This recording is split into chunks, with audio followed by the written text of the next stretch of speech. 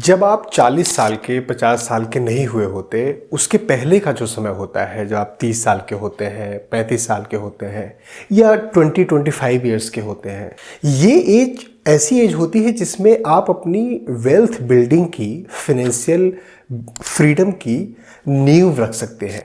और ये इतने इंपॉर्टेंट रूल्स होते हैं जहाँ पर आप ना केवल अपनी वेल्थ बिल्डिंग की नींव या फाउंडेशन रख सकते हैं, बल्कि आपके लिए लाइफ बिल्डिंग का फाउंडेशन हो सकता है। दोस्तों, आज के वीडियो में मैं करीब 14-15 तरीकों के बारे में बात करने जा रहा हूं जो आपको बहुत ज़्यादा हेल्प करते हैं, ना केवल वेल्थ बिल्डिंग में बल्कि कंप्लीट लाइफ बिल्डिंग के प्रोसेस में। और ये इतने इंपॉर्टेंट पॉइंट्स हैं कि मुझे ऐसा लगता है कि अगर जब मैं अपनी 20s में था, 25 ईयर्स में था, अगर ये सारे पॉइंट्स मुझे समझ होते, मुझे पता होते, तो शायद हम उसको और बेहतर बना सकते थे। हालांकि जब मैं आज ऑब्जर्व करता हूं तो उसमें बहुत सारे ऐसे पॉइंट्स, बहुत सारे ऐसे नियम थे जो मैंने बिना जाने हुए प्रॉब्ली घर से, फैमिली से, दोस्तों से या इधर उधर ऑब्जर्व करके, कुछ बुक्स पढ़ के वहां से सीखे। और उनमें से कुछ नियम जो मैंने शुरू से लागू किए थे अपने ऊपर, उन्होंने मेरा बहुत साथ दिया है। तो ये एक पर्सनल एक्सपीरियंस मैं आपको बता रहा हूं कि ये इतने इंपॉर्टेंट रूल्स होने वाले हैं आपके लिए कि वो 14-15 रूल्स आपकी लाइफ को चेंज करने का मादा रखते हैं। जो पहला उसमें से नियम है जो मुझे बहुत पहले से समझ में आ गई थी, या यूं कहे कि मतलब मुझे ऐसा लगता था, चूज योर मेंटर वाइजली। जब हम लोग मेंटर्स की बात करते हैं कि हम अपना मेंटर किसको बनाएं या हम किससे सीखें, तो उसमें बहुत सारी इंपॉर्टेंट चीजें होती हैं कि कैसे आप किसी को ऑब्जर्व कर रहे हैं, कैसे आप किसी की चीजें सीख रहे हैं। मेंटर का मतलब जरूरी नहीं है कि वो आपकी लाइफ में कोई प्रोफेसर ही होगा। मेंटर का मतलब ये भी नहीं है कि वो आपसे दिन प्रतिदिन में जुड़ा होगा। ऐसा हो सकता है कि वो कोई एजुकेशनल वीडियो बनाता हो, ऐसा हो सकता है कि उसकी बुक्स आप पढ़ते हो। तो अलग अलग एरियाज हैं जिसमें आपको अपने मेंटोर को चूज करना चाहिए। और एक मेंटोर नहीं, हो सकता है आपके मल्टीपल मेंटोर्स अलग अलग फील्ड के लिए हो सकते हैं। पहला इंपॉर्टेंट पॉइंट है जब आप किसी मेंटोर को चूज करते हैं कि उसकी लाइफ को ऑब्जर्व करना बहुत इंपॉर्टेंट है। जब मैं किसी से फाइनेंशियल फ्रीडम के बारे में ज्ञान सुनता था या ये सुनता था कि आपको प्रिपरेशन ऐसी करनी चाहिए, जब आपको कैट की प्रिपरेशन के लिए एडवाइस दिया जाता था, मुझे ऐसा लगता था कि क्या उन्होंने अपनी लाइफ में कुछ अचीव किया है। अगर उन्होंने अपनी लाइफ में कुछ अचीव किया है तभी मेरे लिए वो सेटिस्फैक्शन आता था कि हाँ, मुझे इनके टिप्स को फॉलो करना चाहिए। तो जब भी कोई मेंटोर आप देखें तो केवल उसके वीडियोस कितने अच्छे हैं, वो आपको कितना अच्छा समझा रहा है, ये इंपॉर्टेंट नहीं है। इंपॉर्टेंट है कि उसकी लाइफ कैसी है, क्या उन्होंने अपनी लाइफ में कुछ अचीव किया है। अगर उन्होंने अपनी लाइफ में कुछ अचीव किया है तो ये आपके लिए बहुत ही बेनिफिशियल होगा। उस मेंटोर को आप एडमायर कर सकते हैं। दूसरा पॉइंट है, मेंटोर को चूज करते हुए या जिससे आप सीखना चाहते हैं, बहुत ज्यादा लोगों को सुनने या बहुत ज्यादा लोगों से टच में रहने से बहुत ज्यादा कंफ्यूजन आता है। तो अगर मान लीजिए आप फाइनेंस से रिलेटेड चीजें सीख रहे हैं या उसकी मेंटरशिप आप चाह रहे हैं, तो जरूरी नहीं है कि आपको 20-25 या 10 अलग अलग लोगों को सीखना है, क्योंकि सबकी जर्नी अलग होती है। और जर्नी तो मैं क्या बोलूं, बहुत सारे लोगों की तो जर्नी भी नहीं होती। वो 20 साल के या 22 साल के हैं, उन्होंने अपनी लाइफ में नहीं देखा है, उन्होंने पैसे नहीं बनाए हैं और वो आपको पैसे के बारे में ज्ञान देना शुरू कर देते हैं। तो ये इंपॉर्टेंट है कि बहुत ज्यादा लोगों से सीखना, बहुत अलग अलग तरीकों के बारे में सीखना इंपॉर्टेंट नहीं है। इंपॉर्टेंट है कि जिस चीज के बारे में आप सीख रहे हैं, जिससे आप सीख रहे हैं, उसको गहराई से आप सीख रहे हैं। और बहुत ही सिलेक्टिव होना है हमें अपने मेंटरशिप को लेकर। हमें अपना गोल क्लियर रखना है, हम क्या चाहते हैं, कैसे चाहते हैं, कितने टाइम में वो अचीव करना चाहते हैं। अगर कोई आपको समझा रहा है केवल लेक्चर देकर और उसमें वो स्टेप बाय स्टेप प्रोसेस नहीं बता रहा है, मुझे नहीं लगता कि वो एक अच्छा मेंटरशिप का मेथड है, या मतलब उससे आप कुछ बहुत अच्छा सीख सकते हैं। तो मेंटोर चूज करना ये पहला पॉइंट होता है जो आपकी वेल्थ बिल्डिंग और आपकी लाइफ बिल्डिंग फर्स्ट स्टेप या पहला रूल स्थापित करता है। दूसरे पॉइंट की बात करें तो अपने आप को फाइनेंशियली सिक्योर करना बहुत इंपॉर्टेंट है।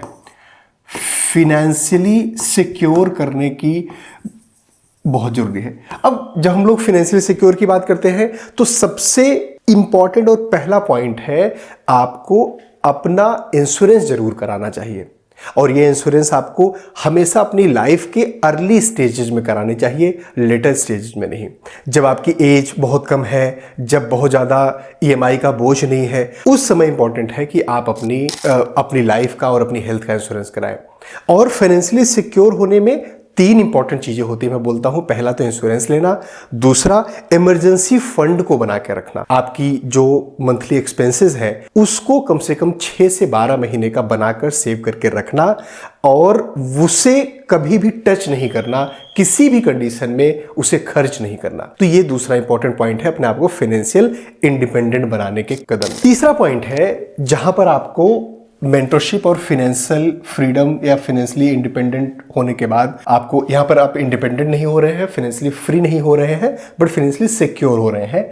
तीसरा पॉइंट है, जो तीसरा रूल है, मुझे ऐसा लगता है कि वेल्थ बिल्डिंग में और लाइफ में बहुत काम आने वाली है, वो है अपने आप को अलग अलग पॉइंट ऑफ व्यू से देखने की क्षमता विकसित करना। हमने एक कहावत बहुत सुनी होगी कि he is well travelled and well read, मतलब उसने बहुत पढ़ाई करी हुई है, बहुत पढ़ा हुआ है, अलग अलग जगहों पर घूमा हुआ है। इसका मतलब क्या होता है? इसका मतलब होता है कि आप या वो बंदा जिसके लिए बात कही जा रही है, उसने अलग अलग लोगों से मिला है, वो अलग अलग लोगों का पॉइंट ऑफ व्यू समझता है। ये आपकी लाइफ में बहुत ही जबरदस्त वैल्यू ऐड करने वाला है। तो पहला इंपॉर्टेंट चीज है, एक्सप्लोर योर एक्सपीरियंस। एक्सप्लोर करना है, अलग अलग तरीके के लोगों से मिलना, उनकी बातों को सुनना, समझना बहुत इंपॉर्टेंट होता है। जब हम लोग एक ही तरीके की सोच के लोगों के साथ घिर जाते हैं, जब आप एक ही तरीके के लोगों के सोच के साथ आप घिर जाते हैं, तो आपकी लाइफ में नए रास्ते नहीं मिल पाते, नया डाइवर्सिफिकेशन नहीं हो पाता in the terms of your learning, experience, new path. ये चीजें आपकी लाइफ में नहीं आ पाती हैं। तो एक्सप्लोर करना, नए नए एक्सपीरियंस को लेना, ये बहुत इंपॉर्टेंट है। और तीसरा पॉइंट है जो आपको अपनी लाइफ में जरूर आजमाना चाहिए। चौथा पॉइंट जो आपकी लाइफ में काम आने वाला है, वो है avoid life style inflation. Life style inflation क्या होता है?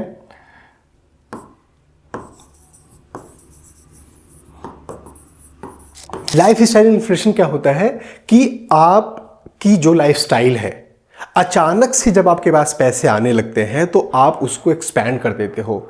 नई चीज़ें खरीदना, नए गैजेट्स खरीदना, अपनी लाइफ को, जैसे मान लो कि आप एक सैमसंग का फ़ोन यूज़ कर रहे थे, आपकी लाइफ बढ़िया चल रही थी, अब आपकी सैलरी बढ़ गई, इनकम आपकी इंक्रीज हो गई, तो आपने क्या किया कि अब आप आईफोन पे स्विच कर गए।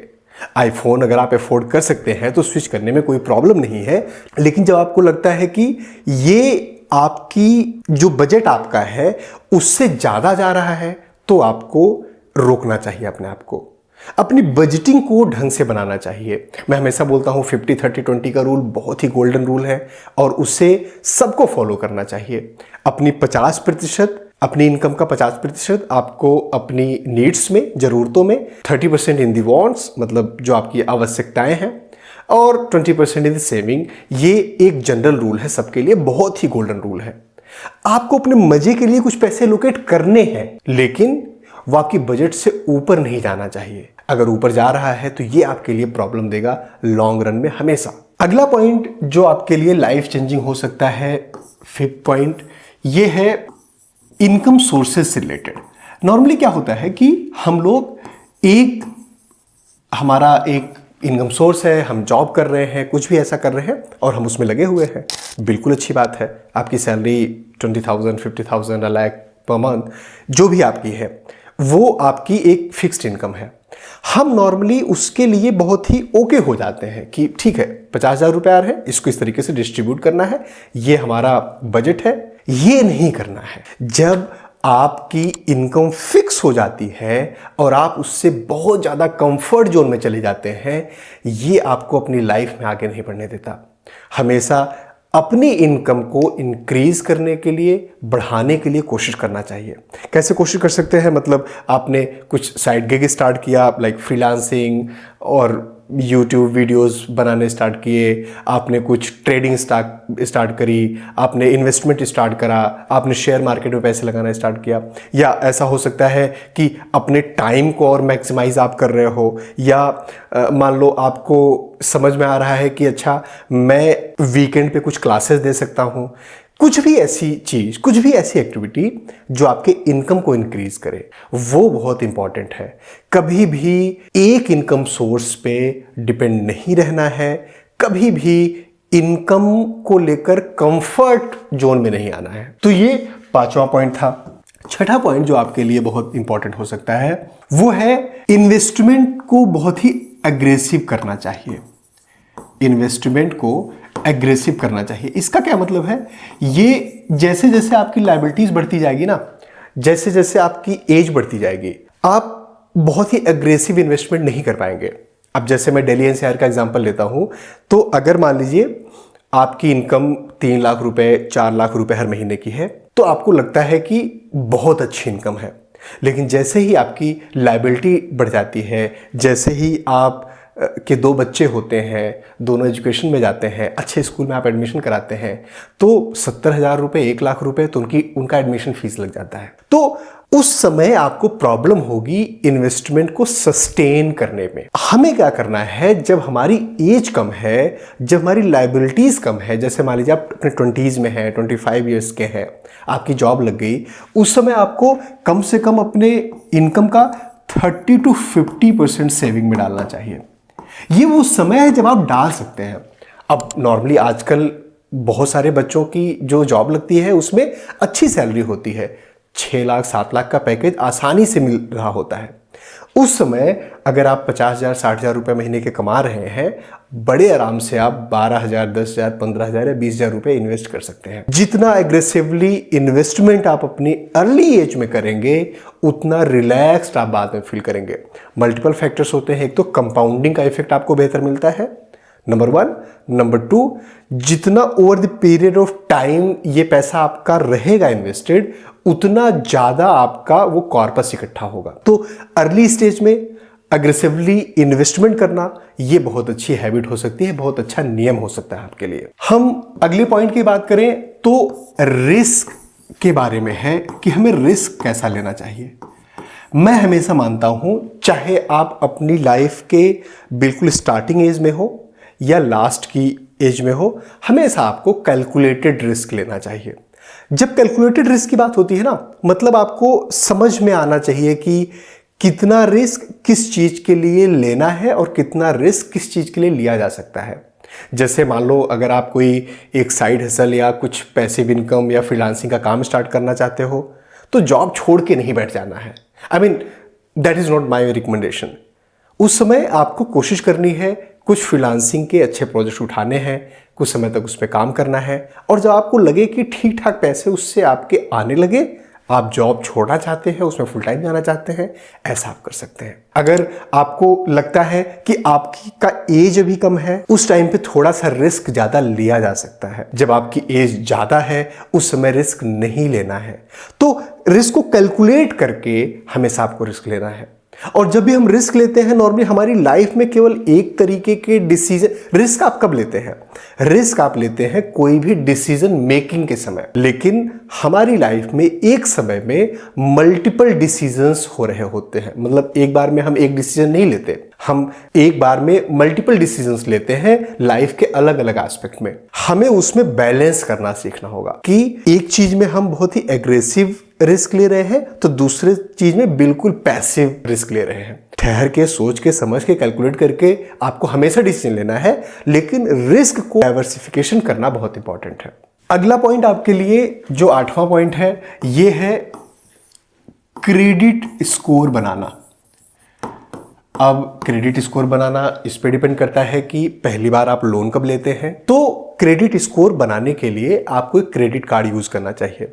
अब आप देखिए, मैं बहुत सारे वीडियोस में, बहुत सारे अपने शॉर्ट्स में भी ये बताता हूं कि आपको क्रेडिट कार्ड का इस्तेमाल कम से कम करना चाहिए। वो क्यों कहता हूं? क्योंकि लोग क्रेडिट कार्ड लेते हैं ना तो लोन के ट्रैप में फंस जाते हैं। क्रेडिट कार्ड और वो इतना स्पेंड हो रहा है कि समझ में नहीं आ रहा। क्रेडिट कार्ड लेना और स्मार्टली उसे यूज करना बहुत इंपॉर्टेंट होता है। तो अगर आप क्रेडिट कार्ड लेते हैं तो एक क्रेडिट कार्ड लीजिए, महीने में जो भी आपके एक्सपेंसेस होते हैं, जितना आप नॉर्मल यूपीआई से एक्सपेंसेस करते हैं या नॉर्मल सेविंग अकाउंट से एक्सपेंसेस करते हैं, उतना एक्सपेंस आप क्रेडिट कार्ड से करिए और बाद में पूरा का पूरा उसे आप पे कर दीजिए। कभी भी क्रेडिट कार्ड में मिनिमम अमाउंट पे नहीं करना चाहिए, पूरा अमाउंट पे करना चाहिए। इससे होगा क्या, इससे आपका बहुत अच्छा क्रेडिट स्कोर बनेगा, क्योंकि आप हर बार बहुत अच्छा और ज़्यादा यूटिलाइज कर रहे हैं अपने क्रेडिट कार्ड का और हर बार पूरा का पूरा पेमेंट कर दे रहे हैं, तो आपका क्रेडिट स्कोर बहुत अच्छा बनता है। अब इसका बेनिफिट क्या होगा? इसका बेनिफिट ये होगा, खुदा ना खास्ता कभी भी आपको ज़रूरत हो लोन लेने की या कभी भी आपको पैसे की ज़रूरत हो, अगर क्रेडिट स्कोर आपका अच्छा है तो आपको बहुत अच्छे इंटरेस्ट रेट पर लोन मिल जाता है या डेट मिल जाता है मार्केट से। मैं एक एग्जांपल देता हूं। मैं अभी किसी से डिस्कशन कर रहा था, मैंने उसे सजेस्ट दिया, एक पर्सनल फिनेंस से रिलेटेड वो बात कर रहे थे, तो मैंने उनको बोला कि आप पर्सनल लोन ले लो और आपको नॉर्मली 10-12% पे मिल जाएगा। और मैंने किसी को रेफर भी किया, एक बैंक में जानने वाले हैं कि इनका आप लोन करवा दो, उनको 16% का इंटरेस्ट रेट ऑफर हुआ। क्यों? क्योंकि उनका क्रेडिट स्कोर इतना खराब, उन्होंने केवल क्रेडिट कार्ड से और बहुत बार अलग अलग एक्सपेंसेस कर रखे थे, बहुत सारी पेमेंट्स उनकी बाउंस हो रखी थी। तो ये चीज नहीं करनी है, हमेशा अपने क्रेडिट स्कोर को बेहतर करना है, वो आपके लिए लॉन्ग रन में बहुत ही बेनिफिशियल होता है। अगला पॉइंट है, 9th पॉइंट है, इन्वेस्ट इन योरसेल्फ। आपको अपने ऊपर इन्वेस्ट करना चाहिए, अपनी एजुकेशन पे, अपनी नेटवर्किंग पे, लोगों से मिलने जुलने पे, लोगों के साथ डिनर पे जाने पे, ऐसी जो गेट टुगेदर ऐसे होते हैं जहां पर आपको अनेक अलग अलग तरीके के लोगों से मिलने का मौका मिलता है, वहां पर जाना आपके लिए बहुत इंपॉर्टेंट है। अपने एजुकेशन पर, अपने सर्टिफिकेशन पर, नए स्किल सीखने पर कभी भी हेजिटेट नहीं करना चाहिए। इवन अगर अपने ऊपर खर्च करने के लिए, जब मैं अपने ऊपर खर्च करने की बात कर रहा हूं तो नया फोन लेने की बात नहीं कर रहा हूं, अपने कपड़ों के ऊपर खर्च करने की बात नहीं कर रहा हूं, मैं कर रहा हूं अपने स्किल्स के इंप्रूवमेंट पे, अपने एजुकेशन पे इंप्रूवमेंट के लिए। अगर आप अपनी इन्वेस्टमेंट को भी कॉम्प्रोमाइज कर रहे हैं तो भी ठीक है। और जितनी जल्दी आप चीजों को सीखेंगे, जितना ज्यादा अपने ऊपर इन्वेस्ट करेंगे, जितना ज्यादा बुक्स पर खर्च करेंगे, जितना ज्यादा पढ़ने पर खर्च करेंगे, और जरूरी नहीं है कि ये अरे मैं तो 30 इयर्स का हूं, मैं तो 35 इयर्स का हूं, मैं कैसे पढ़ाई करूंगा, मुझे कौन सा एजुकेशन लेना है। दोस्त, आप 10 अलग अलग तरीके के स्किल सीख सकते हैं, आप बहुत सारे सर्टिफिकेशंस कर सकते हैं, बहुत सारी किताबें पढ़ सकते हैं, वो आपकी लाइफ में बहुत काम आएगी, विश्वास मानिए मेरा। अगला पॉइंट है, प्रायोरिटाइज योर हेल्थ। अपनी हेल्थ को प्रायोरिटाइज करना है। हम लोग पैसे कमाने में लगे रहते हैं कंटिन्यूसली, अपनी हेल्थ को कॉम्प्रोमाइज़ कर देते हैं। अपनी हेल्थ पर कॉम्प्रोमाइज़ नहीं करना है। मैं अक्सर ये बोलता हूं कि अपनी फिजिकल फिटनेस, अपनी मेंटल फिटनेस, ये दो ऐसी चीज़ें हैं, दोनों पर इक्वली आपको इंपॉर्टेंट देना है। लोग फिजिकल फिटनेस पे फिर भी थोड़ा सा ध्यान दे लेते हैं कि जिम जा रहे हैं, कैसे खा रहे हैं, पी रहे हैं, अपनी डाइट्स वगैरह, मेंटल हेल्थ पे ध्यान नहीं देते। मेंटल हेल्थ बहुत इंपॉर्टेंट है। आप कोई योगा क्लासेस ज्वाइन कर सकते हैं, आप खुद से अपने घर पे मेडिटेशन शुरू कर सकते हैं।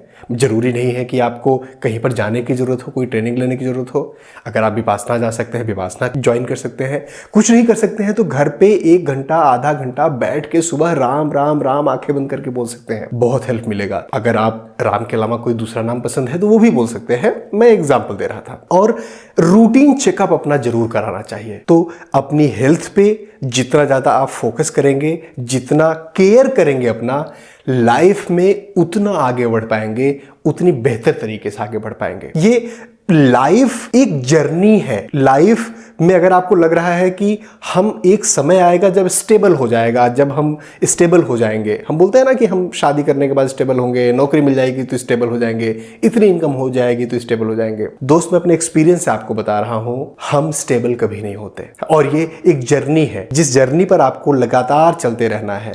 तो जर्नी को एंजॉय करना सीखना है। और जर्नी में अगर आपकी हेल्थ आपका साथ नहीं देगी तो आपके लिए बहुत प्रॉब्लम होने वाली है। खासकर उनके लिए जिनकी 35 या 40 से क्रॉस कर रहे हैं, अब वो लोग समझ इससे ज्यादा रिलेट करेंगे। उस समय उनकी फिजिकल हेल्थ और मेंटल हेल्थ में बहुत प्रॉब्लम आती है। अगला पॉइंट है फाइनेंशियल लिटरेसी पे काम करना। फाइनेंशियल लिटरेसी बहुत इंपॉर्टेंट है। जब मैं फाइनेंशियल लिटरेसी की बात करता हूं तो मैं बेसिकली इस चीज की बात करता हूं, पैसा क्या है, पैसा क्या काम करता है, पैसे को इन्वेस्ट कैसे करते हैं और पैसे से पैसा कैसे बनाते हैं, इसके बारे में नॉलेज होना। मैं देखता हूं कि हम अपने स्कूल्स में, अपने कॉलेजेस में हमने मतलब जैसे मैंने पोस्ट ग्रेजुएशन किया है, मैंने एमबीए किया है, मैंने 17-18 ईयर्स 20 ईयर्स अप्रॉक्सीमेटली 20 साल लगातार पढ़ाई करी है। एक बार भी मुझे पैसे की इंपॉर्टेंस के बारे में, पैसा कैसे यूज करना है, पैसे को कैसे इन्वेस्ट करना है, अपने एक्सपेंसेस को कैसे मैनेज करना है, इसके बारे में नहीं सिखाया गया। तो आपको ध्यान देना है कि ये चीज फाइनेंशियल लिटरेसी बहुत इंपॉर्टेंट है। अपने खुद करिए, खुद सीखिए और अपने बच्चों को, जो अगली जनरेशन है, आपके घर में छोटे भाई बहन हैं, उनको भी इनकरेज करिए कि फाइनेंशियल लिटरेसी होनी ही चाहिए। प्रॉब्ली आखिरी पॉइंट मैं बताऊंगा क्योंकि काफी लंबा वीडियो हो रहा है। तो डेब्ट के ट्रैप में नहीं फंसना है। कभी भी किसी भी कंडीशन पे कोई गाड़ी फाइनेंस करने के लिए, फोन फाइनेंस करने के लिए, पर्सनल हॉलीडेज के लिए, घूमने जाने के लिए डेब्ट नहीं लेना है। डेब्ट का ट्रैप बहुत खराब होता है बाबू भैया, बहुत ही खराब होता है। डेब्ट में नहीं फंसना है। अगर आपको मजबूरी में करना भी हो जाए, कुछ डेब्ट लेना भी है, कुछ कर्ज या उधार लेनी भी है, तो कोशिश करें कि ऐसी जगह से लें जहां पर इंटरेस्ट सबसे कम हो और जितना ज्यादा डाउन पेमेंट कर सकते हैं उतना ज्यादा डाउन पेमेंट करिए। कभी भी ये जो एप्लीकेशंस आते हैं, मोबाइल एप्लीकेशंस, जिससे हम लोग डाउनलोड करो और कुछ डॉक्यूमेंट दो और केवाईसी करो, तुरंत हाल के हाल आपके अकाउंट में पैसे आ जाते हैं, ये आपको केवल और केवल फंसाने के लिए बने हुए हैं। 90% इसमें से अथराइज्ड नहीं होते। 90% ऑफ द एप्लीकेशंस आरबीआई से गवर्न नहीं हो रहे होते। 90% ऑफ द एप्लीकेशंस पे आरबीआई का जो प्रोसेस होता है, प्रोसीजर, वो नहीं फॉलो करते। तो बहुत ही प्रॉब्लम होने वाली है अगर आप डेब्ट के चक्कर में फंस गए। दोस्तों, मुझे उम्मीद है ये जो मैं आपको 12 पॉइंट्स मैंने बताए हैं, ये समझ में आए होंगे और ये आपकी लाइफ में बहुत ही बेहतरीन काम करेंगे। इसमें से कौन सा पॉइंट आप पहले से जानते थे, मुझे कॉमेंट में लिख के प्लीज बताइए। और अगर कोई ऐसा पॉइंट है जो आज आपको सीखने को मिला तो प्लीज कॉमेंट में से बताइए। और दोस्तों, इस तरीके की और वीडियोस देखने के लिए हमारे चैनल को सब्सक्राइब करिए। अपना और अपनों का ख्याल रखिए। Thank you. जय हिंद।